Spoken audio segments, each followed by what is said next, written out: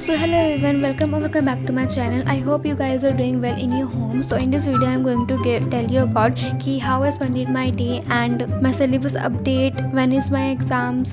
So make sure to watch till the end.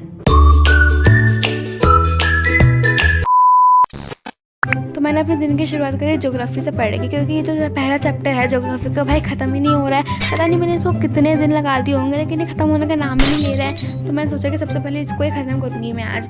मेरा इसमें थोड़ा सा पोर्शन बचा था लास्ट का, तो मेरे को उसको पढ़ना था एंड थोड़ा सा उसमें नोट्स भी लिखे थे। थोड़ा सा बचा था, एक थोड़ा सा पार्ट लास्ट पेजेस में। तो पहले मैंने सोचा कि जितना मैंने पहले पढ़ा है उतना रिवाइज़ कर लेती हूँ। तो मैं उसे रिवाइज़ करने के लिए बैठी पहले।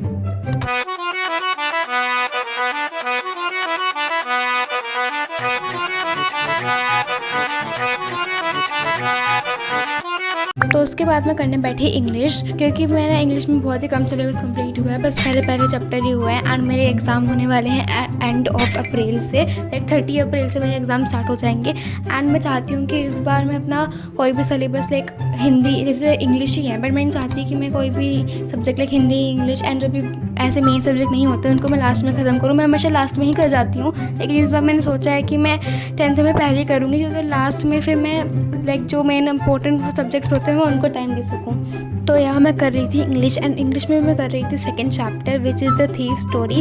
हमारे स्कूल में ये कंप्लीट हो चुका है, बस इसका क्वेश्चन आंसर डिस्कस करने बाकी है। तो मैं थोड़ा जब तक क्वेश्चन आंसर डिस्कस करते रहते मैं चैप्टर की रीडिंग कर लूँ एंड सारे मैं उसको पढ़ लूँ और मैं समझ लूँ, ताकि अगर कोई मुझसे क्वेश्चन पूछे भी तो कम से कम मैं उसका आंसर तो दे सकूँ। एंड पता है जो मेरे स्कूल थे वो 1 अप्रैल से 2 हफ्ते पहले ही स्टार्ट हो चुके थे, लेकिन जो पहले जो थे स्कूल्स उनमें सिर्फ हाफ डे होता था, लेकिन हम 11 बजे तक घर पे आ जाते थे। 11 नहीं 12 बजे तक हो जाते थे, 11 बजे से हमारी छुट्टी हो जाती थी। तो इंग्लिश करते करते ना मेरे को 11:30 बज गए थे। फिर मैं करने बैठी थी कुछ अपना रिटर्न वर्क, क्योंकि भाई रिटर्न वर्क ही बहुत ज़्यादा हो रखा है। मेरा रिटर्न वर्क ही ख़त्म नहीं हो रहा, मेरा तो बाकी तो छोड़ ही। तो मैं रिटर्न वर्क करने बैठी।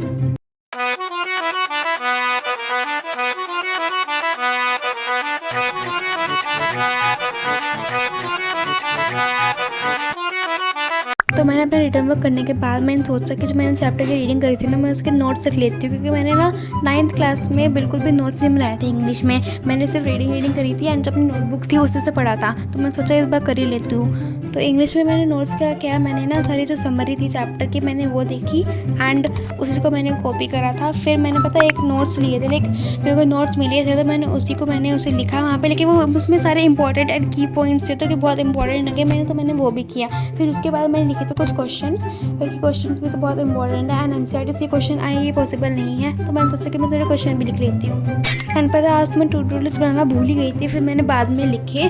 तो मैंने उस पर मैंने इंग्लिश पढ़ लिया, तो मैंने इंग्लिश कर लिया एंड मैंने जियो का चैप्टर भी पढ़ लिया था, लेकिन मैंने उसको थोड़ा सा की रीडिंग भी कर लेती हूँ। तो मैं रीडिंग करने में बैठ गई थी। उसकी पहले मैंने लाइक थोड़ा सा नोट्स का जो पार्ट होता था मैंने वो कम्प्लीट किया था। एंड फिर देखो मेरी सारी क्रिएटिविटी एंड सारा टाइम मेरा अंदर से तभी निकल के आता है जब मैं पढ़ाई करने बैठती हूँ। एंड पता है भाई मैं जो जियो का पहला चैप्टर है सो करते करते बहुत थक गई थी एंड आज मुझे बहुत ज़्यादा खुशी मिली थी कि आखिरकार ये वाला चैप्टर मेरा ख़त्म हो चुका है एंड अब मैं दूसरे चैप्टर को शुरू कर सकती हूँ। एंड बात की जाए सिलेबस अपडेट की, तो मैंने पता सिविक्स का एसएसटी में मैंने सिविक्स में पहला चैप्टर कर लिया एंड जियो में पहला चैप्टर कर लिया। बाकी मैंने हिस्ट्री और इको को छुआ भी नहीं है अभी।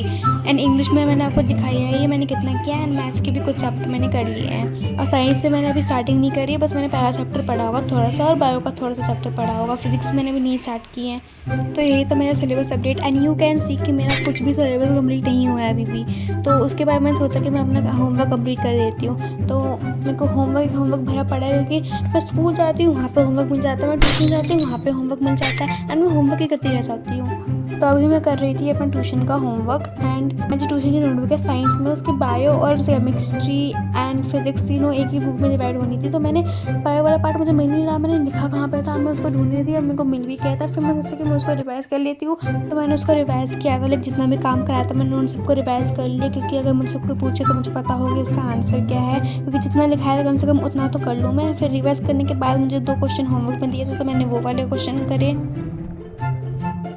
एंड अपने होमवर्क करने के बाद मैंने किया एक और होमवर्क।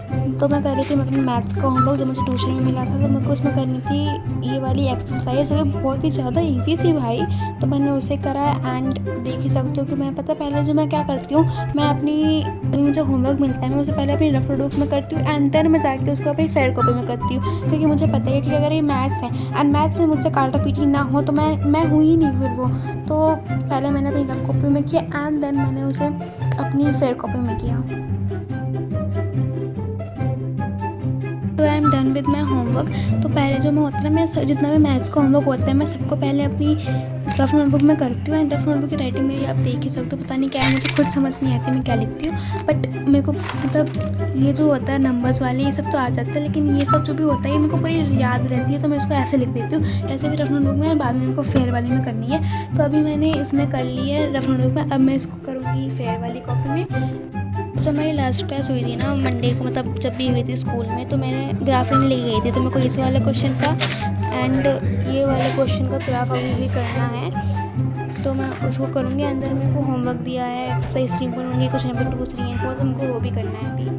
तो इतना होमवर्क मिला था तो मैंने थोड़ा सा होमवर्क और कर लिया, क्योंकि भाई कल मेरा स्कूल था एंड मैं ना करते जाती तो मुझको पक्का डांट पड़ती, क्योंकि मैंने स्पेशली बोला था कि करके लाना है। तो भाई और जो ग्राफ वाला चीज़ें होता है मेरे को उसको करने में बहुत आलस आता है और मेरे को बहुत ही ज़्यादा गंदे लगते हैं ये।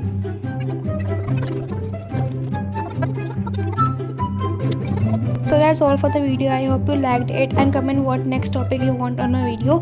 तो bye and मिलते हैं next video में।